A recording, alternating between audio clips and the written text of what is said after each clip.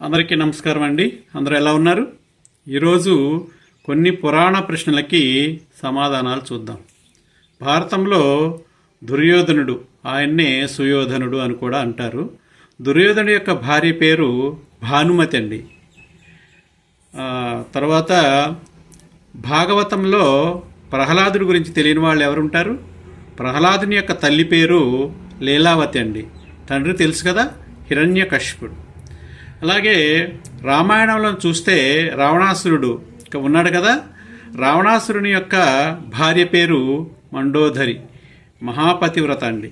తర్వాత భారతంలో చూస్తే భీష్మాచార్యులు అందరూ తెలిసే ఉంటుంది. భీష్ముడు కురువృద్ధుడు అని కూడా అంటారు. ఈ భీష్మాచార్యుని యొక్క తల్లి పేరు గంగాదేవి అండి, గంగామాత అన్నమాట. అలాగే కౌరవులు 100 మంది తెలుసు కదా. ఈ కౌరవుల 100 మందికి ఒక చెల్లి ఉందండి. ఆమె పేరు దుస్సల. ఆమె భర్త పేరు జయద్రథుడు. అలాగే వెంకటేశ్వర స్వామి మహత్యం సినిమా చూసే ఉంటారు, ఆయన కథ కూడా చదివే ఉంటారు. ఈ వెంకటేశ్వర స్వామిని శ్రీనివాసుడు అని కూడా అంటారు కదా. ఈ శ్రీనివాసుని యొక్క తల్లి పేరు వకుడాదేవి అండి.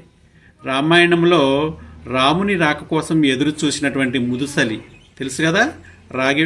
రేగుపళ్ళు రామునికి కొరికి తీయగా ఉన్నాయా లేదా చూసి కొరికి రామునికి తినిపించినటువంటి మహాతల్లి అనమాట, మహాభక్తురాలన్నమాట.